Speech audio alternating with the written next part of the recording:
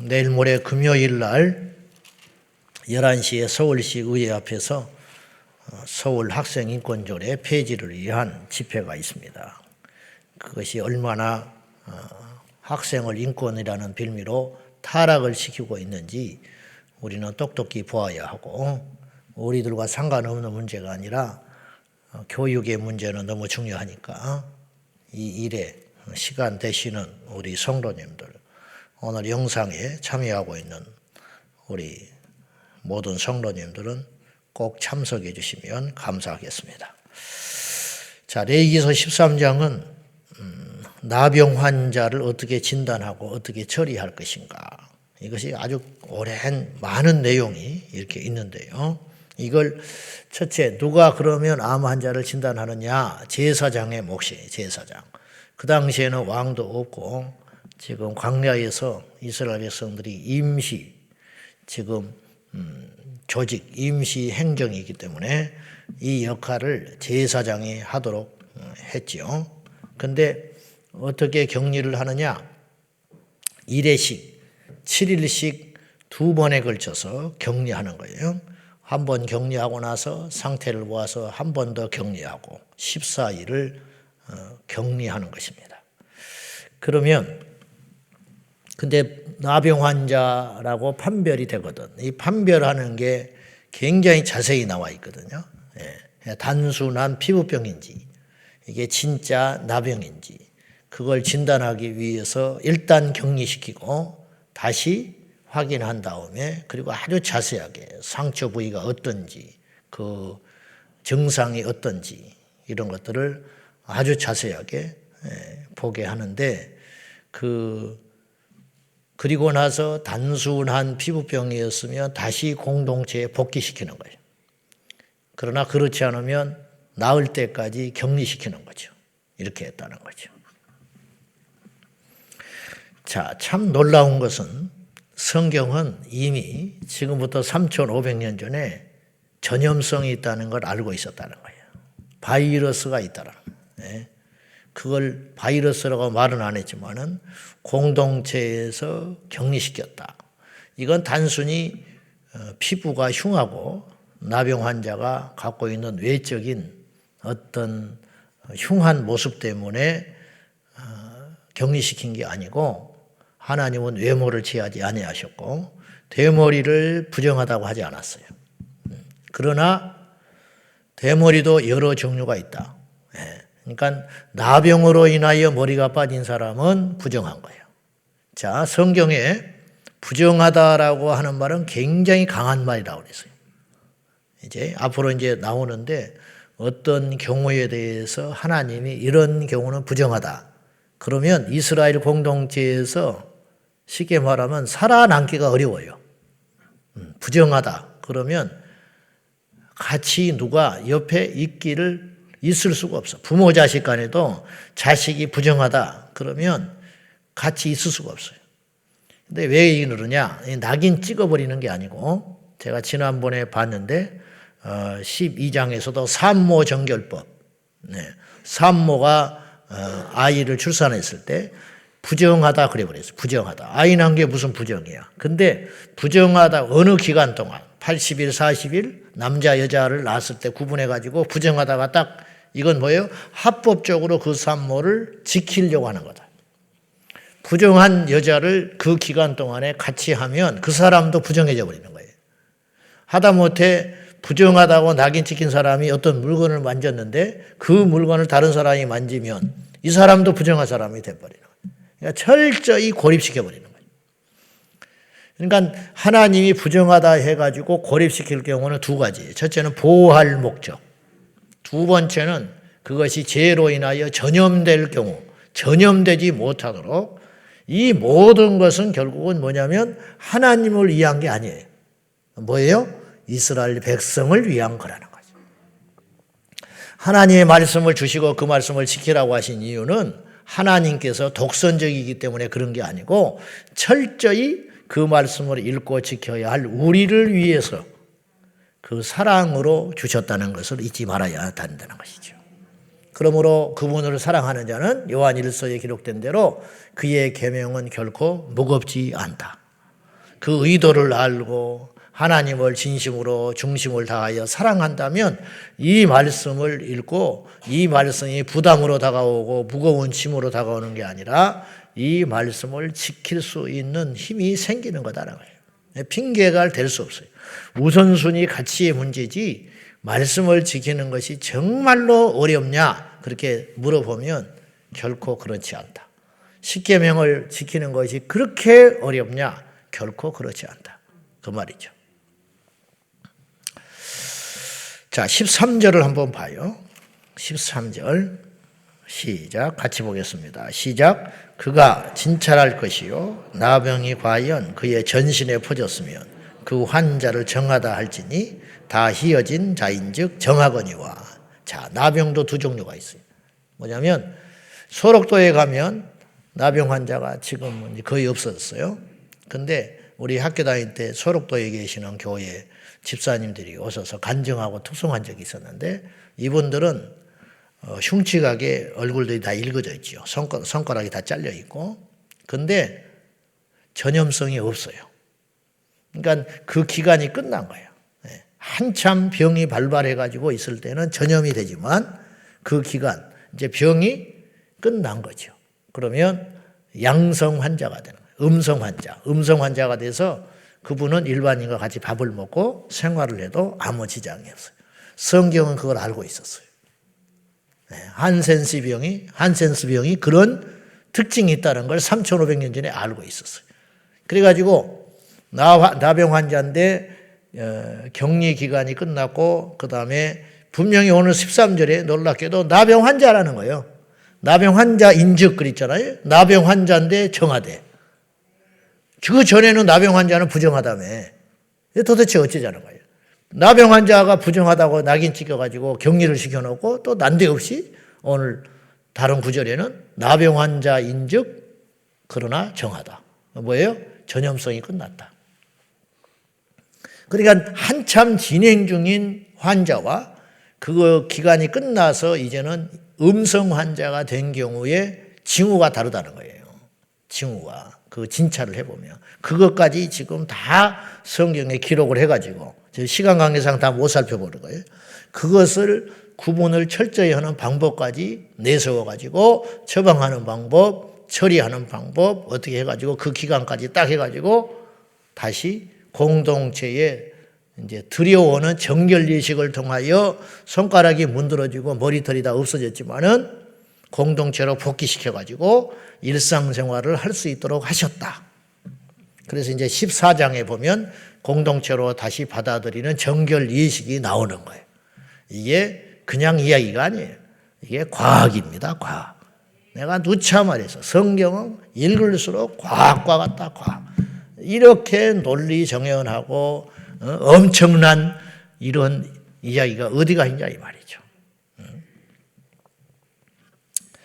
그러면서 이제 5가지 나병을 진단할 적에 5가지의 범위가 있어요. 첫째는 피부. 피부가 이제 제일 쉽게 드러나죠. 피부를 볼 때 감별하는 방법. 그 다음에 머리 모발을 통하여 감별하는 방법. 어떤 사람은 머리가 확 나타난다든지, 어떤 사람은 피부가 나타난다든지, 그럴 거 아닙니까? 또 그 다음에 세 번째는 색점.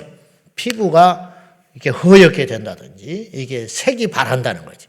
그러면 그걸 또 진찰을 해가지고 단순한 피부병인지, 이게 나병인지 진단하라는 거예요. 머리도 상태를 봐서 단순히 머리가 빠지는 것인지, 빠진 다음에 그 피부에 어떤 징후가 나타나고 있는지, 그 다음에 의복, 옷에도 그 나 환자들이 입었던 옷에 바이러스가 묻어가지고 이 옷에 어떤 흔적이 남아있는지, 그러면 그거는 태워버리고 절대로 못 이겨요. 심지어는 사는 집. 모세를 통하여 하나님 말씀하시기를 지금 이 메시지는 광야에 있는 이스라엘 백성들. 그러나 너희가 훗날에 가나안 땅에 들어가거든. 그걸 전제했어요. 성경에. 가나안 땅에 들어가면 너희들이 가옥을 짓고 집을 주택을 번듯하게 갖는 날이 올 거다. 지금은 천막에 살고 있지만 그걸 미리 예측하시고 집에 거할 적에 그런 일이 생기거든. 그건 이렇게 처리하거라. 이렇게 말씀하셨단 말이에요. 얼마나 놀라운 이야기입니까? 그 다음에 이제 화상까지. 화상을 입었는데 화상을 입음과 동시에 나병이 걸리는 사람도 있고 단순 화상으로 끝나는 경우도 있다. 그것도 분별해라.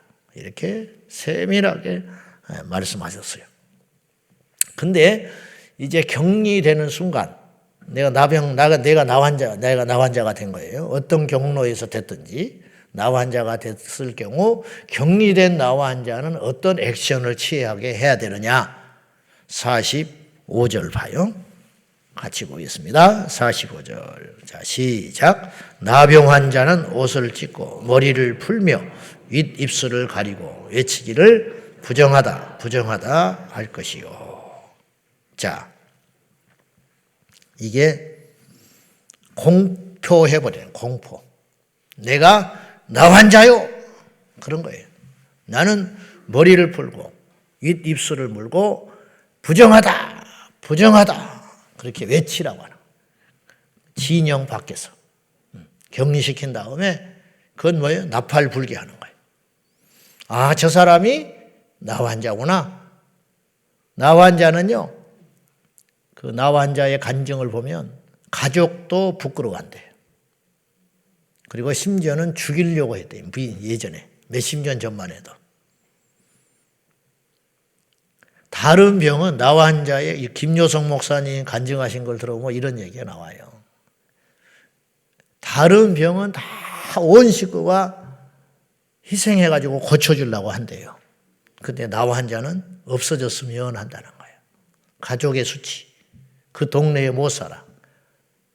가족 하나 때문에. 그래서 심지어는 자식이 나병 걸렸는데 아버지가 밤에 와서 죽이려고 했어요. 죽이려고.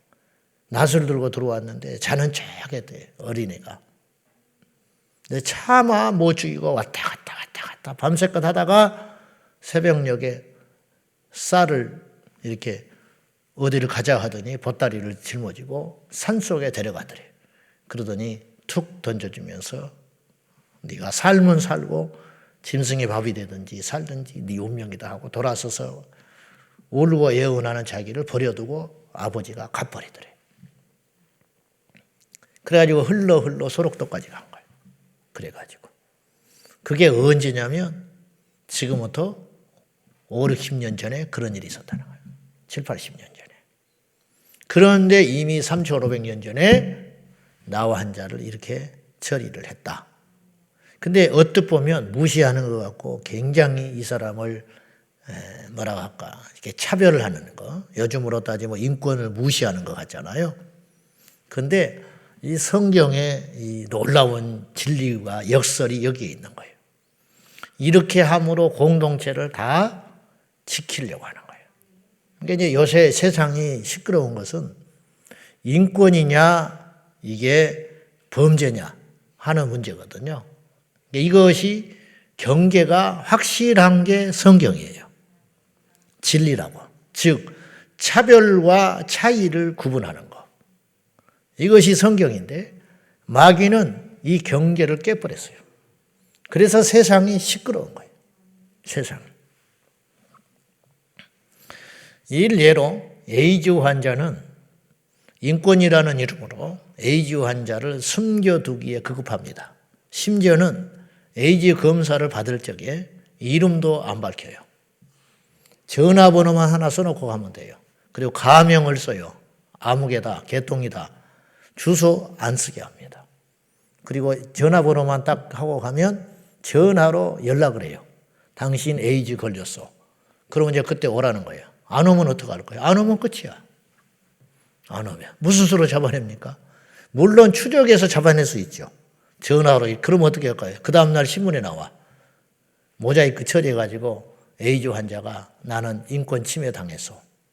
죄송해요. 부끄러운지도 모르고. 그러니까 세상이 지금 막무가내로 가는 것은 뭐냐면 죄인이 큰 소리 치는 세상이 되면 그 세상은 망하는 거예요. 학교에서 학폭, 못된 놈들이 있거든요. 가지고 몇 명이서 하나를 찍어가지고 옛날에 그 일본에서 하던 짓이거든. 그게 우리나라에 들어온 거예요. 나쁜 문화가. 왕따의 문화. 이지메라고 그랬어요. 그래가지고는 얘를 완전히 못 살게 하고 심지어는 학교를 못 다니게 하고 자살로 몰아가 버리는 경우가 있어요. 누가 그랬는지 분명히 밝힐 수 있어요. 왜 못 밝혀? 몇 명만 하고 같은 그부 애들한테 인터뷰만 해보면 바로 나와버리는데 얘가 그랬다. 직접 죽이지는 않았지요.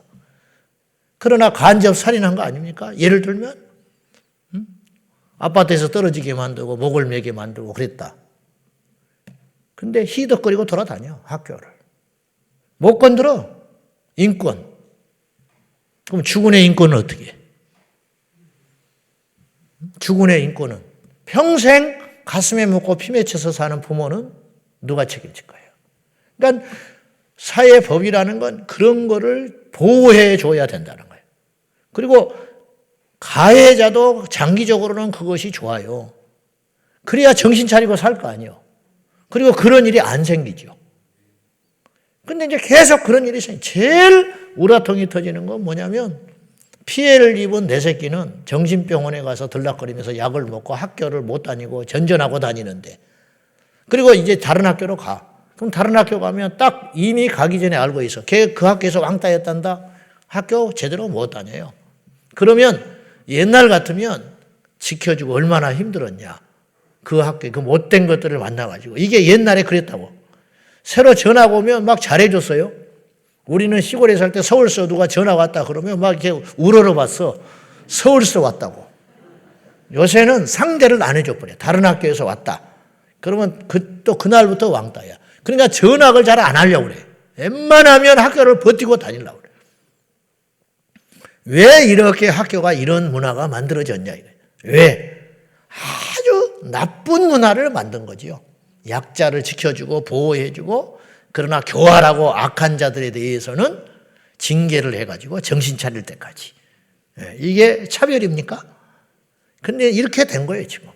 그래서 에이즈 환자한테 치료비를 몇백만 원씩 우리 세금으로 물어주는 세상이 됐어요. 그리고 무슨 짓을 하고 돌아다니지도 몰라. 추적이 안 되니까. 도대체가. 범죄자를 보호하고 있어요. 여러분 범죄자를 보호해야 됩니까? 피해자를 보호해야지. 범죄자는 격리시켜야지. 선량한 사람이 한두 명으로 인하여 피해가 되지 않도록. 근데 한두 명의 인권을 살리고자 수십 명, 수백 명, 수천 명, 수만 명이 끙끙 앓고 피해야 되고 말을 조심해야 되고 숨어 있어야 하고 멀쩡한 세금을 내가지고 그 사람을 보호해야 되고 이런 세상이 되어가고 있다. 지금 내가 정치적인 이야기를 하는 게 아니라 어느 성경에 비하면 너무 다른 세상이 됐잖아요. 그래요, 안 그래요? 지금 나환자 이야기지만 이 원리가 그렇지 않습니까? 하나님의 사랑이라면 나환자를 보호하고 지켜줘야지. 예? 지켜줘야 할 거 아니에요. 어떻게 격리를 시켜가지고 그것도 좀 조심히 한쪽에 얌전히 병 날 때까지 해야 되는데 부정하다 공표하게 만들어가지고 접근 금지. 이게 도대체 뭐냐 이 말이에요. 그리고 46절에 보면은 병 있는 날 동안은 병 있는 동안이에요. 그러니까 그것이 진행되고 있는 동안은 늘 부정한 것이라. 늘 부정한 것이라. 그가 부정한 즉 혼자 살아라. 어디서? 진영 밖에서 치료될 때까지. 그 병이 멈출 때까지. 근데 하나님의 말씀과 사랑이라는 건 그 병이 중단된 다음에도 내팽개치면 그거는 아니죠. 중단됐으면 들어와라. 동성애자가 회개하면 돌아와라. 가족에서 받아주고 교회에서 받아주고 국가 공동체에서 따뜻하게 품어주지. 왕따하고 막 정신 못 차리고 일진으로 헤매던 애가 어느 날 자기의 잘못을 깨닫고 그러면 언제든지 안아줘라. 품어줘라. 그런 말이죠. 이게 성경이에요. 죄인을 용서하되 재발되지 않도록 충분히 반성하는 시간을 갖고 그거에 합당한 징계를 받은 다음에 죄값을 치른 다음에 공동체에 복귀시켜주는 것. 자, 결론입니다. 레위기서 13장은 나병을 절대로 죄로 취급하지 않았어요. 죄로 취급한 게 아니에요. 나병은. 그러나 전염을 막기 위하여 진행 중인 나병 환자를 철저히 고립시키고 또한 격리시킴으로 인하여 다른 모든 공동체를 회복시키고 지켜주고 그 다음에 이 사람이 다시 건강해졌을 때에는 공동체로 정결 예식을 통하여 또 정결 예식도 공표하는 거예요. 그래서 그것을 통과한 후에 다시 복귀시켜 주었다. 이게 성경의 이야기라는 거죠. 이 원리는 우리 가정과 교회와 사회 전반에 걸쳐서 적용될 수 있는 중요한 원리들을 오늘 레위기서 13장에 말씀하고 있는 것입니다. 교회도 마찬가지. 누가 정죄합니까? 정죄한다는 건 낙인 찍어버린다는 거거든요. 정죄하지 못하지요. 그러나 죄에 대해서 수수방관하는 것은 정의가 아닙니다. 그러나 철저히 깨닫고 회개하고 돌이킬 때에는 품어안고 다시 따뜻하게 맞이하는 것. 이것이 성경의 가르침인 것입니다. 기도하겠습니다. 자, 이 시간에 우리 말씀 붙들고 기도하실 적에 이 세상이 제발 사람들은 성경을 모르겠지만은 성경의 원리를 실현하는 세상이 되게 하여 주십시오. 선진국이 과거에 세계 초인류 국가들이 됐던 이유는 그나마 성경을 원리를 실천하고 살았기 때문입니다. 근데 선진국들이 그걸 버리고 있어요. 그래서 선진국들이 지금 바닥을 치고 있는 영국이 인도보다 못 사는 나라가 돼가고 있어요. 그건 왜냐? 성경을 버렸기 때문이에요. 우리나라도 마찬가지예요. 남의 이야기가 아닙니다. 우리 개인도 마찬가지입니다. 이 시간에 나라와 민족과 우리 공동체를 위해서 기도할 적에 하나님 성경의 원리에 입각한 공동체 나라 민족 되게 하여 주십시오. 다 같이 기도하겠습니다. 살아계신 하나님 아버지, 하나님은 진리의 말씀입니다. 하나님 말씀은 살아있고 시대와 역사를 초월하여 환경을 초월하여 배경을 초월하여 오늘 우리에게 인류에게 주신 최고의 선물입니다. 이 말씀대로 살면 흥하게 될 것이고 이 말씀을 버리는 순간 나락에 떨어지고 말 것입니다. 이 나라 이 민족이 비록 성경은 다 모른다 할지라도 그 원리에 입각한 이 민족이 될 수 있도록 은혜를 베풀어 주십시오. 이 땅의 사람들이 약자를 보호하고 아버지 하나님 앞에 악한 자는 징계하여 그 악한 자가 그 죄를 깨닫고 뉘우쳐 돌아올 때 받아주는 성경의 원리대로 행할 수 있도록 도와주십시오. 주님, 질병은 결코 죄가 아님을 성경에서 알게 하셨으나 그 질병이 전염이 있을 경우에는 철저히 고립시켜 격리시켜서 공동체 전체를 보호하려고 하는 하나님의 깊은 뜻을 알게 하여 주십시오. 인권이라는 이름으로 많은 어이없는 일들이 비상식적인 일들이 나라 안팎에서 일어나고 있는 현실입니다. 이로 인하여 선한 자가 고통을 받고 악한 자가 득세하고 다수가 고통을 받고 소수가 득세하는 세상이 되어가고 있습니다. 하나님이여, 이 잘못되어가는 이 악한 세상은 사탄의 계계로 그렇게 가고 있으나 하나님의 진리의 말씀으로 어그러지고 삐뚤어진 이 세상을 바꿔갈 수 있도록 도와주십시오. 하나님 도와주소서. 아버지 하나님, 이 세상의 집권자들이, 법들이, 권력자들이 하나님의 말씀의 원리를 포기하고 버리고 무시하기에 이 땅이 시끄럽고 바람잘 날이 없고 점점점 쇠약해 가고 있습니다. 주님, 악이 득세하고 소수가 다수를 핍박하는 어이없는 일들이 온 세상에 벌어지고 있습니다. 하나님의 말씀을 버렸기 때문입니다. 주여, 주님 오시는 날이 가까운 이때에 이 나라 이 민족을 지키시고 보호하사 하나님의 진리의 말씀이 왕성할 수 있도록 도와주시옵소서. 우리가 먼저 말씀을 알고 말씀을 지킴으로 인하여 이 하나님의 말씀을 부지런히 전하여 우리 주변을 하나님의 진리로 원리로 만들어서 복을 받을지언정 징계받지 않는 이 나라 이 민족 되게 하여 주시고 부지런히 우리 후대에도 말씀을 가르쳐서 우리 자녀들이 더 이상 타락하고 음란하고 악한 저 세상에 물들지 아니하도록 도와주시옵소서.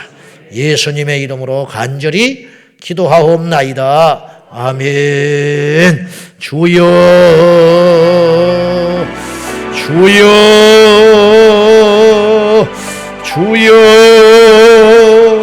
살아계신 하나님 아버지, 진리의 말씀이 온 땅에 번져가게 하소서.